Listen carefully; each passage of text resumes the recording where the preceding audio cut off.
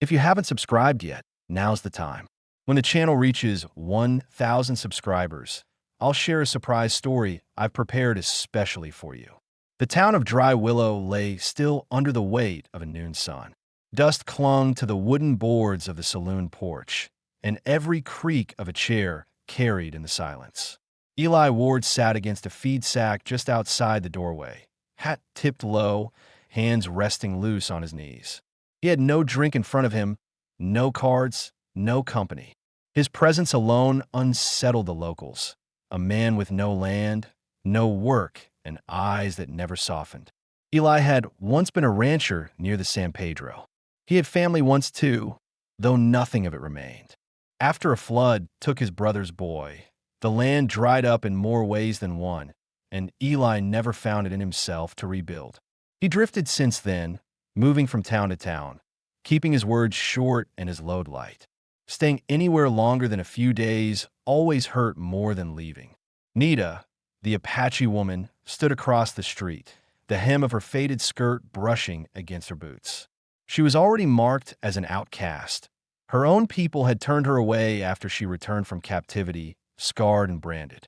To the townsfolk, she was a reminder of things they preferred to ignore: raids, captivity, the uneasy line between white settlers and native lives. She lived on the edge of both worlds, unwanted in either. When she stepped onto the porch, all eyes followed. Nita's chest tightened with the weight of those stares. She had long grown used to them, but each one still carried the same sting: suspicion, judgment, disgust. Some days she ignored it. Some days it broke through. Today, she chose defiance. Eli didn't move when she crossed the porch. He saw her out of the corner of his eye, the scar at her temple, the rigid way she carried her shoulders. She walked directly toward him, and before anyone could guess her intent, she lowered herself and sat on his lap, as if he were just another piece of porch furniture. The sound around them broke. A glass slipped from someone's hand and shattered inside the saloon. Men muttered under their breath. Someone laughed in disbelief. Nita felt her pulse hammer in her chest. The act had been reckless, half in jest, half to throw the stares back at them. She told herself she didn't care how they saw her, but her body betrayed her, her palms damp, her breath quick. She braced herself for Eli's anger. He could shove her off, curse her, humiliate her. Instead, he looked up, just once. His gray eyes were steady, unreadable. He didn't touch her. He didn't move. He simply let the moment sit, as heavy as the heat pressing down on the town. Nita rose before the silence turned unbearable. She straightened her skirt and met the stares of the men along the railing. Their expressions shifted from shock to something sharper: mockery, judgment. The deacon's finger jabbed in Eli's direction. Words cut through the air: indecent, shame, disgrace.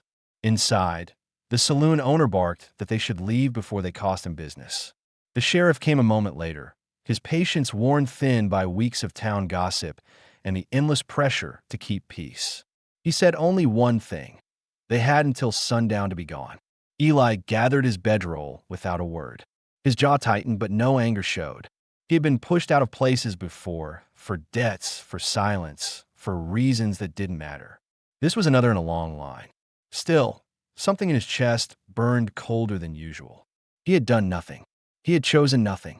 Yet the town had judged him just the same. Nita picked up her sack and tightened the knife at her belt. She felt the shame pressing against her skin, but she forced herself not to let it show. If she faltered here, they would take more from her than she had left. By the time the sun tilted west, they walked side by side out of Dry Willow. No one followed. No one needed to. The punishment had already been carried out: exile, silence, and the weight of every whispered word left behind. Neither of them had planned to leave together. Neither of them wanted the other's company. Yet as they passed the last wash line and the road opened into scrub and empty hills, neither turned away. For Eli, it was easier not to be alone. For Nita, it was safer not to be alone. Survival was reason enough. But in the quiet that followed, both carried the same unspoken thought: a careless act, meant as nothing, had bound them in a way they could not undo. The first night out of Dry Willow found them in a shallow wash where the air was still and the brush gave little shelter. The ground smelled faintly of dust and creosote, and the only sound was the tired shuffle of their horses. Eli set down his bedroll with practiced motions, unstrapping his gear and stacking it neat, while Nita crouched near the fire pit left by other travelers. She checked the stones, making sure there were no scorpions or snakes hiding in the gaps. These were things the townsfolk didn't think about, but for her they were instinct. Eli gathered what dry sticks he could find and struck a match, the flame catching after a moment of stubborn silence. The light spread in a small circle, a reminder that in open country the night pressed close. He didn't say much, but Nita noticed how he worked, steady hands, deliberate choices. Nothing about him suggested carelessness. She wondered if that steadiness was born of loss, or if he had always been this way. She unwrapped her small sack, a strip of jerky, a worn cloth, and the knife she kept close. When she adjusted her skirt, Eli noticed a scrape on her thigh she'd taken stepping off the saloon porch. Without a word, he tore a strip from an old shirt tucked in his roll and handed it to her. She hesitated before taking it. No one had offered her help in a long time. She cleaned the scrape with a bit of water and bound it tight, aware of his eyes, but also aware that he didn't press her with questions. That silence gave her room to breathe. Eli sat back and opened a small leather pouch. Inside was a single brass button, polished smooth by years of being turned in his fingers.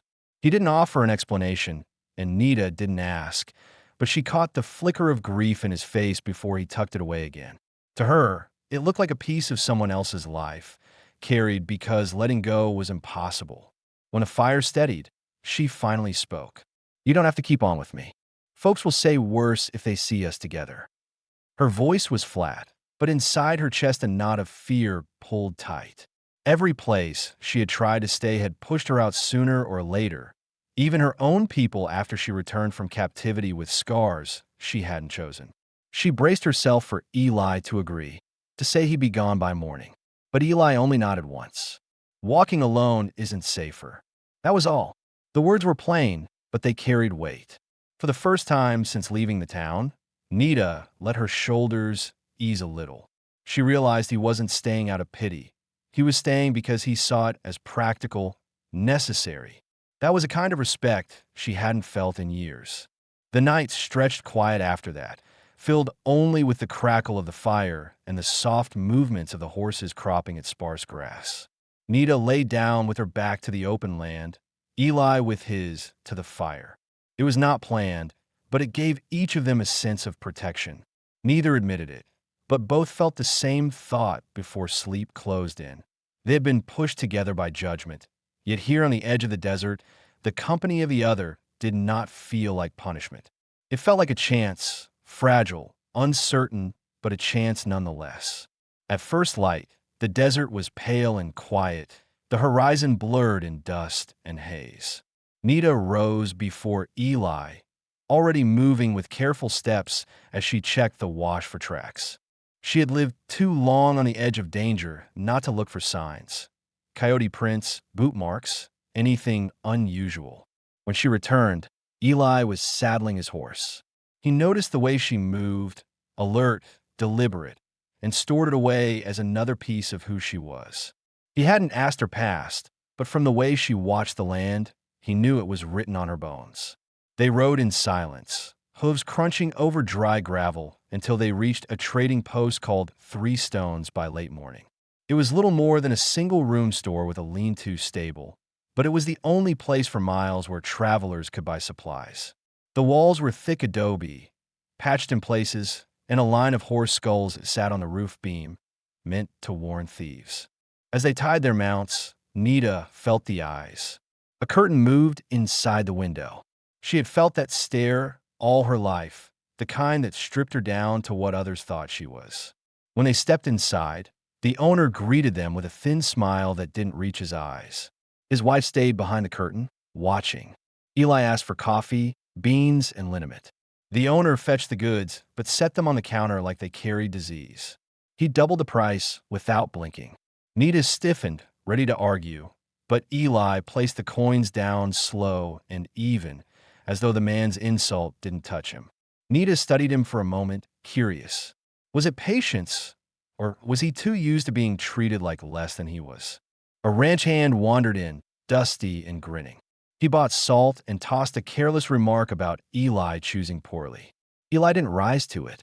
He only stepped aside so Nita could walk out first, and his calm unsettled the ranch hand more than anger would have. Nita felt heat in her chest. Not shame this time, but something close to relief. He hadn't let the insult touch her either.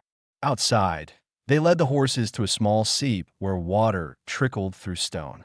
As they waited, a boy of about 10 crept close, staring wide-eyed at Nita. He asked if she was the woman who had sat on a cowboy in Dry Willow. She froze, every muscle braced, but Eli answered for her. His voice was steady, without mockery. Sometimes a thing isn't what it looks like from a porch. The boy nodded, confused, then ran back toward the trading post. Later, when they were back on the trail, Nita finally spoke. "You didn't have to answer for me." Her tone was flat, but underneath she tested him, wanting to know if he thought of her as a burden. Eli glanced at her once, then back to the horizon. "Didn't answer for you. Just didn't like the question."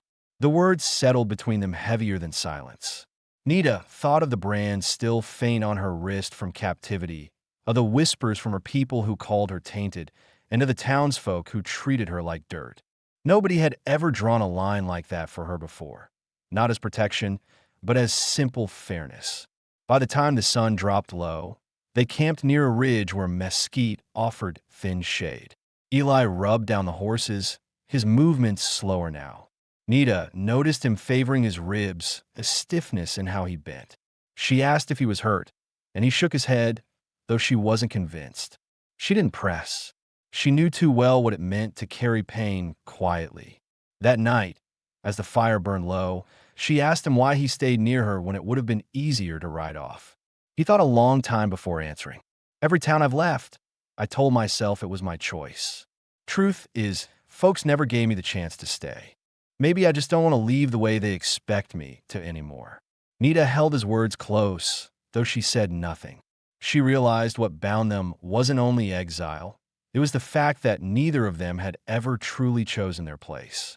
For the first time, sitting in the dim glow of the fire, she wondered if they might. The morning after 3 stones, the trail climbed into low hills where the sun baked the stone until it burned through their boots. The mesquite stood crooked and sparse, offering patches of shade too small to rest in. Nita rode ahead, scanning the land with the sharpness of someone who had learned that danger rarely announced itself. Eli followed steady, his jaw set tighter than usual. His ribs ached from a stumble he had taken 2 days earlier, though he hadn't spoken of it. He hit it well, but the careful way he sat his saddle betrayed him. By midday, they found a shallow draw with trickling water and stopped to rest the horses. Nita crouched near the seep, filling a canteen, her eyes shifting to Eli as he dismounted slower than before. She said nothing at first, but when he bent to check his gelding's hooves and winced, she stepped closer. "You're hurt." It wasn't a question. Eli straightened, adjusting his coat, trying to wave it off. "Nothing that'll break me." She studied him, her expression firm. "You're not the only one who knows what it is to keep quiet about pain." The words hung between them, a reminder of her own scars, the ones that showed and the ones that didn't. Eli finally let out a breath and loosened the buttons of his shirt just enough for her to see the dark bruise spreading across his ribs. He waited for mockery or judgment, but she only shook her head and reached for the small tin of liniment they had bought at 3 stones. While he sat against a rock, she warmed the ointment in her palms and worked it into his side with steady pressure. Eli didn't speak. He focused on the rhythm of her hands, the rare closeness, and the simple fact that she treated his injury without hesitation. Pain eased little by little, replaced by a strange quiet that felt more like trust than anything else. Nita didn't remark on it either, though inside she felt something stir, an unfamiliar sense of being useful to someone who didn't look at her with suspicion. When she was done, Eli pulled his shirt back on, careful with each movement. "Thank you," he said plainly. It was the kind of gratitude that came from a man who rarely used words he didn't mean. Nita nodded, then shifted the subject, asking about the pouch she had seen him open by the fire. He hesitated, then untied it again, showing her the brass button. His voice was low, and even as he explained, it belonged to his brother's boy who had drowned in a flood years back. The boy had been wearing his Sunday jacket, and Eli had kept the button ever since. The ranch had broken apart after that. Too much silence in the house, too many ghosts in the fields. Nita listened without interrupting. She understood loss that left no room for healing. She didn't tell him her own full story, how her people had refused her after captivity, how she carried the shame of scars that weren't hers to choose. But she did say, quietly, "I know what it is to be sent away from your own blood." Eli met her eyes for the first time that day, and in that look she saw recognition. Not pity, not judgment, just recognition.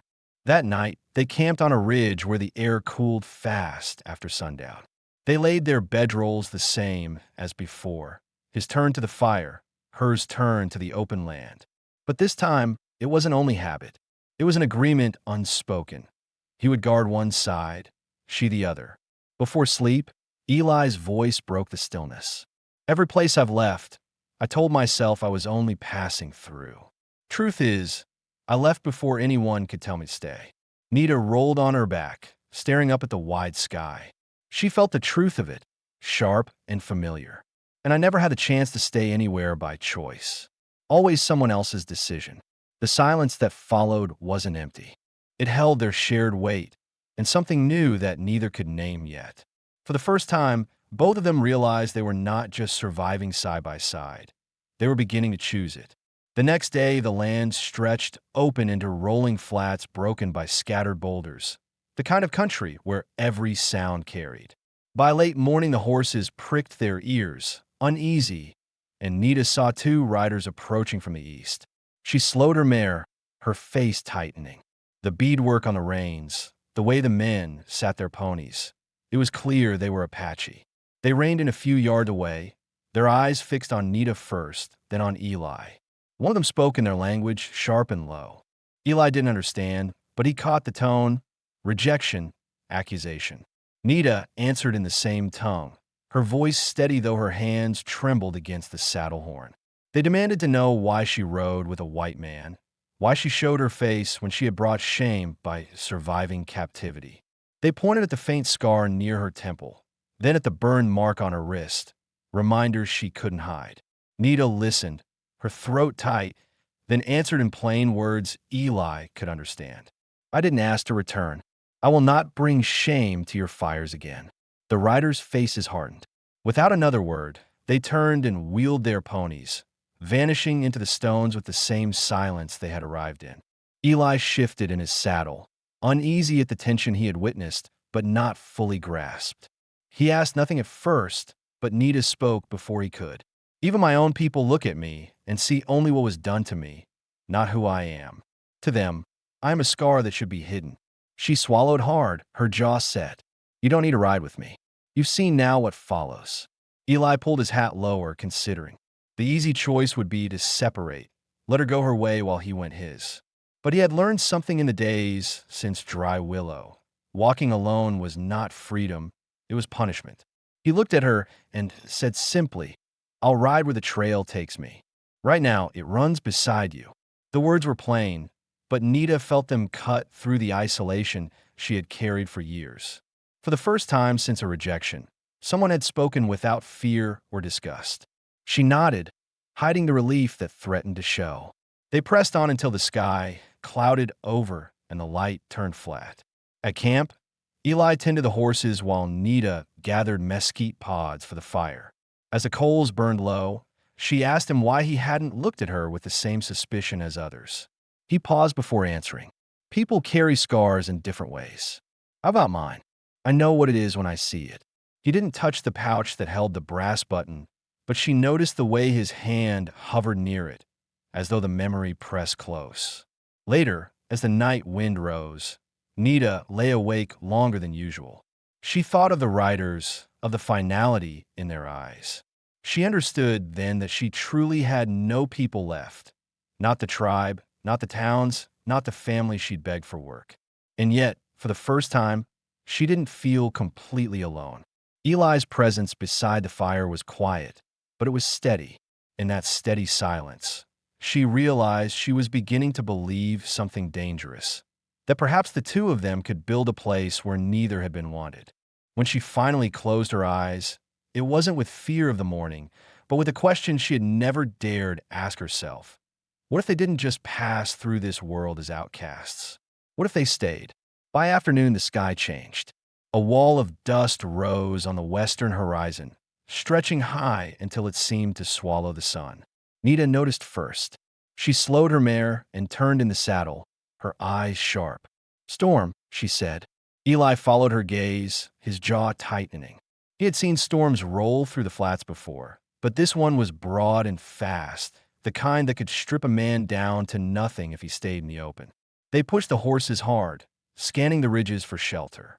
The wind hit them before they found it, hot, dry, full of grit that stung their eyes and cut their skin raw. Nita pulled her scarf tight over her mouth, and Eli did the same, though each breath still carried dust. His ribs burned with every jolt of the saddle, but he gritted his teeth and pressed on. He wasn't going to show weakness, not when survival demanded focus. At last they spotted a jut of basalt rock that cut the wind enough to make a pocket of still air. They guided the horses in and tied them close. But as Eli dismounted, his boots slipped on loose grit. He hit the stone hard, the breath knocked from him. He doubled over, clutching his side, the bruise along his ribs screaming sharper than before. Nita dropped beside him, her hands steady though her heart hammered. She braced him upright, shielding his body with her own until the worst of the wind passed. Her mind raced. If his ribs were broken, they would slow, and slowing could mean death in this land. But she kept her voice calm. "Stay still. Breathe with me." Slowly, his breath returned, ragged but steady. She checked for swelling, for sharp edges under the skin. No break, only deep pain. Relief flickered through her chest, though she kept it hidden. When the storm finally thinned, the land looked stripped bare, the horizon blurred into a dull haze. They led the horses into the lee of the rocks and built a small fire. Nita cooked beans with cholla buds she had gathered earlier, the smell earthy and bitter but filling. Eli lay back on his bedroll, exhausted, and for once did not argue when she insisted he rest. As she rubbed the liniment into his ribs again, he spoke quietly. "I used to walk out of towns before anyone asked me to stay. It was easier that way, leaving before I could be left." He stared into the fire, his eyes hard but distant. Thought that was the only way to live. Nita's hands paused for a moment before she continued. She understood more than he knew. "I never stayed anywhere by choice. Every place I was sent away. Every person decided for me." She tied the tin shut and set it aside, her voice steady but low. "This is the first time the choice is mine." Their eyes met across the fire, neither speaking further. Eli felt the weight of her words, recognizing his own truth in them. For the first time since the ranch had fallen apart, he admitted to himself that leaving hadn't kept him safe. It had only kept him empty. And for Nita, the thought took root that she might no longer be a burden passed from one judgment to another. The fire burned low, the desert night pressing in close. They lay down in their bedrolls, backs turned as before, guarding opposite sides of the camp. But this time, it wasn't only habit or caution. It was a silent pact. He would keep her flank, she would keep his. In the quiet between them, there was something new, trust beginning to hold. The storm left the land scoured and silent.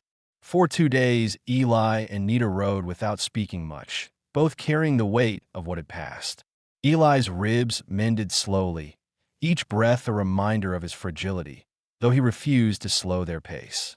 Nita noticed the tightness in his movements, the stiffness when he mounted, but she let him keep his pride. What mattered was that they kept moving. On the 3rd day, the trail bent into a small valley where smoke lifted from a sagging chimney. A woman in a plain dress, sleeves rolled to the elbow, worked a broken windlass over a well, 2 boys straining beside her. The rope frayed with each pull, the bucket scraping against the stone rim. Eli and Nita rode closer. The woman turned, wary at first, her hands tightening on the crank. But when she saw their faces, dust-streaked, tired, carrying no weapons raised, her stance softened. "You ride in peace?" she asked. Eli tipped his hat. "Only looking for water." The woman nodded and stepped aside. "Water we have, though the well's near given out." She eyed the frayed rope and the sagging beams with frustration. "If you've hands that can work, I'll pay in meat and coin. My name's May Turner. These are my boys." Nita dismounted first, steadying her mare before approaching the well. She tested the rope, the splintered wood. "This can be fixed," she said, certain. Eli joined her, looking over the structure with a practiced eye. His ranching years had given him skill with tools, with building and mending. "It'll hold if we reset the pins and brace the frame." May watched them, cautious but hopeful. "Then you've work if you want it. This place won't last without water." Eli agreed without hesitation. For once, the decision wasn't about drifting. It was about staying, at least for a while. Nita gave a small nod. She had seen the boys' thin arms, their hollow cheeks. They needed hands, and she could give that. 4 or 5 days they worked from first light until the sun slid behind the ridge. Eli cut new pins from mesquite, driving them steady into the frame. Nita patched the trough with clay and showed the older boy how to check the rope for fray. The younger one followed her like a shadow, curious but cautious. At first he stared at her scars too long, but when his mother scolded him, Nita only said, "A face is a story, not a warning." The boy lowered his eyes, but remembered her words.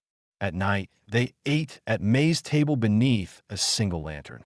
The light cast a small, steady circle while the rest of the valley sank into darkness. For the first time in months, Nita sat inside 4 walls without fear of being told to leave. Eli, quiet as always, listened to May's boys chatter about calves and fences. The sound brought an ache he hadn't felt in years, the memory of a house once filled with the same noise. On the 6th day, a trail rider stopped for water. He recognized Eli and Nita, surprise flashing across his face. He had expected them dead, run off, or worse. Instead, he found them alive, working, and tied to a place that was slowly mending. He watched Eli steady a post while Nita braced it with her shoulder, their movements in sync. Without meaning to, he carried that image back toward Dry Willow, an image of 2 outcasts building something stronger than gossip. That night, after the boys were asleep, May poured each of them a tin cup of coffee. Her hands shook from exhaustion, but her voice was steady. "You both saved this place. I don't know how to thank you." Eli looked at Nita, then back at May. "Don't need thanks. Just needed work." But the truth, unspoken between them, was heavier. They hadn't just found work. They had found the first place where leaving wasn't demanded, the first place where staying felt possible. The quiet days of May Turner's ranch couldn't last forever. Word had already traveled. Outcasts had not only survived, but were working, earning trust. By mid-morning of the 7th day, 2 men rode up the valley trail. Dust clung to their coats, and their eyes carried the look of men who had come with purpose, not trade. They dismounted stiffly, rifles slung but not raised. Eli watched them from the fence line, Nita from the trough where she had been teaching the older boy to set a rope without fraying it. May stepped onto the porch, her jaw tight, her rifle propped casually against the doorframe but within reach. The men carried a folded paper. One of them, a wiry fellow with sunken eyes, read it aloud as if the words were iron. Eli Ward, charged with public indecency, to be returned to Dry Willow. Nita, by name, accused of the same offense. The other man said nothing, only kept his gaze fixed on Nita, the kind of stare she had endured too many times before, measuring, condemning, as though she were already guilty. Eli held out his hand. "Let me see it." The wiry man hesitated, then passed the paper over. Eli unfolded it slow, his eyes narrowing. The page had no county seal, no mark of law, just a shaky scrawl signed by the town deacon. He turned it once, then twice before handing it back. "This isn't law. It's talk written down." Nita stepped forward, her voice low but sharp. "If Dry Willow wants to accuse us, they can do it proper, with the sheriff's seal. Otherwise, it's nothing." She met the men's eyes without blinking. Inside, her chest burned with the old fear. What if Eli decided it wasn't worth the trouble? What if he let her stand alone against their judgment? But Eli stayed beside her, solid as stone. May's voice cut through the standoff. You've had your say. These two are working here, feeding my boys, fixing my well. If you want to drag them back, you'll step over me first. She lifted her rifle just enough to make her point. The men muttered, shifted, then finally swung back into their saddles.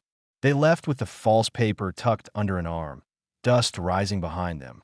When they were gone, Eli's jaw worked, his ribs aching from the tension. He looked at Nita. It doesn't end unless we end it. He turned to May. We'll ride to Dry Willow. Settle this with the sheriff. Nita's stomach tightened. Returning meant stepping back into the eyes that had cast her out, risking another public humiliation. But she knew if they didn't face it, the whispers would grow louder, and May's family would pay the price for sheltering them. She nodded once. I'll go with you. It started with me. It should end with me. Before dawn, they saddled the horses. May pressed a cloth-wrapped bundle of food into Nita's hands. You come back, she said, voice firm but heavy with worry. The boys clung to Nita's skirt, wide-eyed but silent. For a moment, Nita felt something she hadn't in years, a sense of being wanted, of being part of the table that waited for her return. She promised them she would. By late morning, they rode into Dry Willow. The streets were already hot, dust lifting in waves. People stopped to watch, whispers rising. Some faces held disgust, others curiosity. Eli dismounted outside the sheriff's office, the false charge folded in his hand. He walked inside with Nita close behind. The sheriff sat slouched behind his desk, the weight of his badge heavy. When Eli laid the paper down, the sheriff's eyes flicked over it, then up at them. His voice was weary. There was never a charge. The deacon pushed for it. The saloon owner backed him. They wanted a show to keep folks comfortable. Nita's fists clenched at her sides. And you let it spread. The sheriff met her eyes, not flinching. I won't deny it, but I'll set it right. He pulled out fresh paper, wrote with deliberate strokes, and pressed the seal hard into the page. It declared that no offense had been committed, that any man who claimed otherwise spoke against the law itself. He handed it across the desk to Eli. Outside, the crowd lingered, restless. Eli held the sealed paper high enough for all to see. It's done. Sheriff says so. Anyone saying different answers to him. The sheriff stepped into the doorway, his presence confirming the truth. The whispers faltered, some heads lowered. Nita stood beside Eli, her heart pounding but steady. For the first time since she had sat on him as a joke, she felt the weight shift. The shame was no longer theirs to carry. They mounted their horses and rode out without hurry. This time, no one told them to leave. The ride back from Dry Willow felt different than the ride in. The same faces that had once looked at them with scorn now carried hesitation, even respect. Some turned away, but others nodded faintly, as if acknowledging that the matter had been settled. The sealed paper Eli carried was more than ink. It was proof that the judgment once thrown on them no longer held.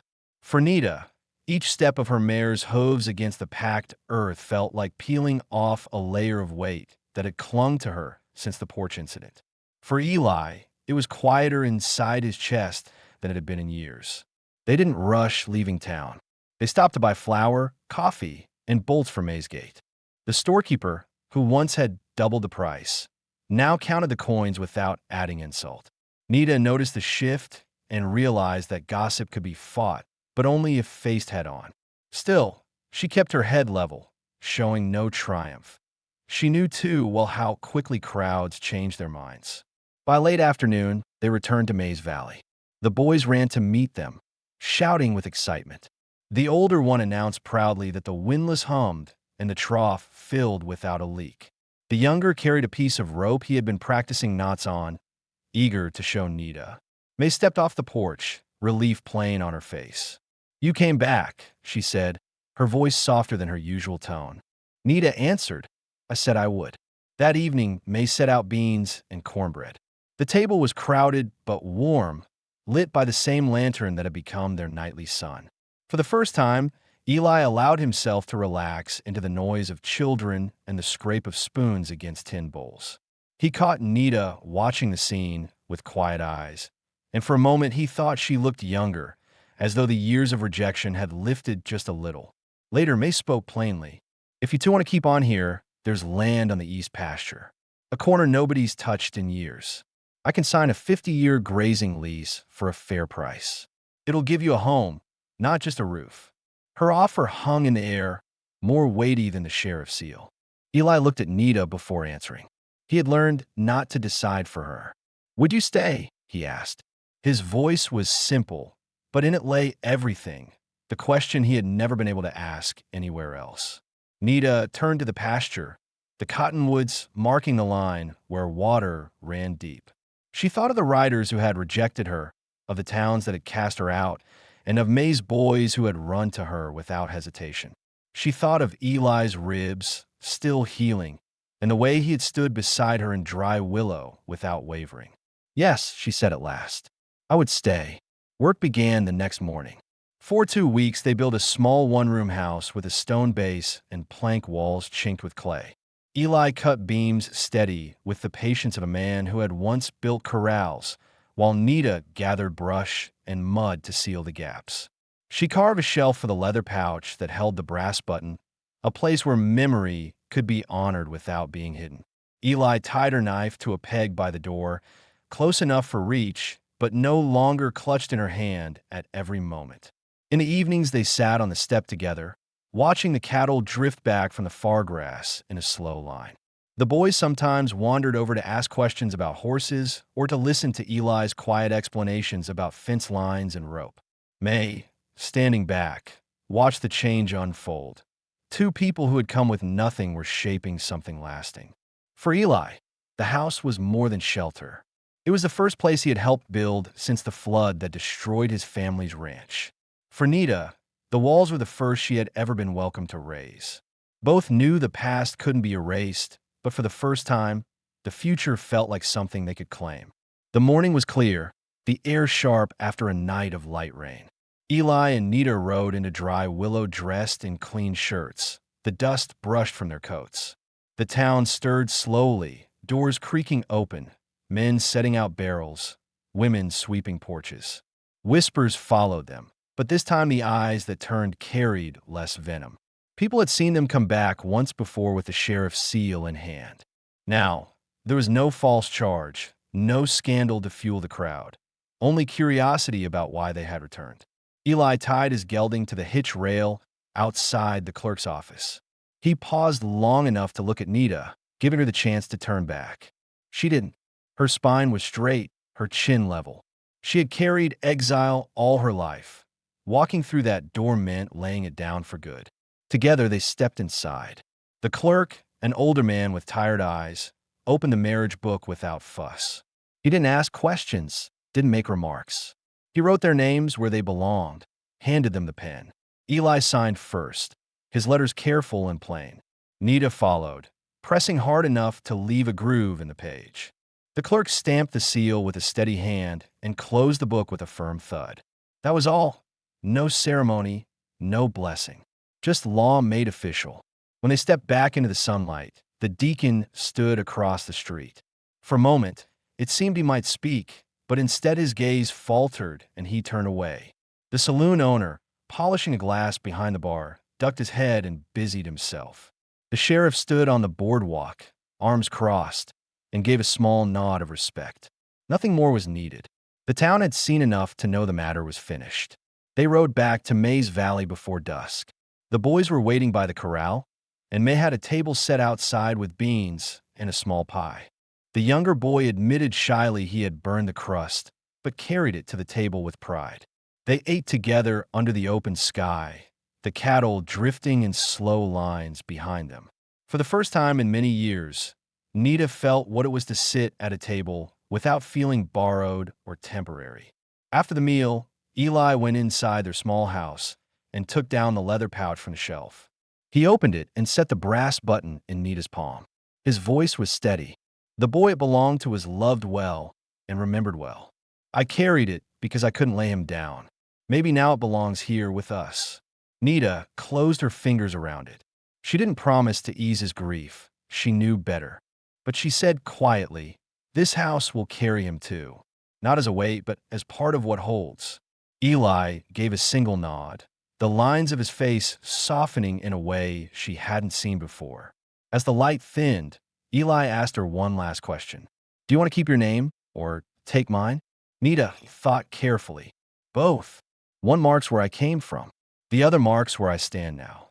Eli said, "Good," and nothing more. That was enough.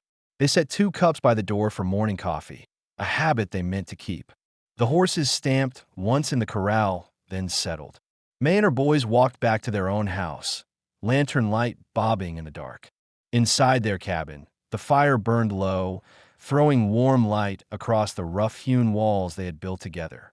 There were no questions left, no shame to defend, no judgment left unanswered. They had come through exile, storms, and lies, and what remained was a choice freely made. For the first time in their lives, neither of them was leaving. They had stayed, and staying had become their home.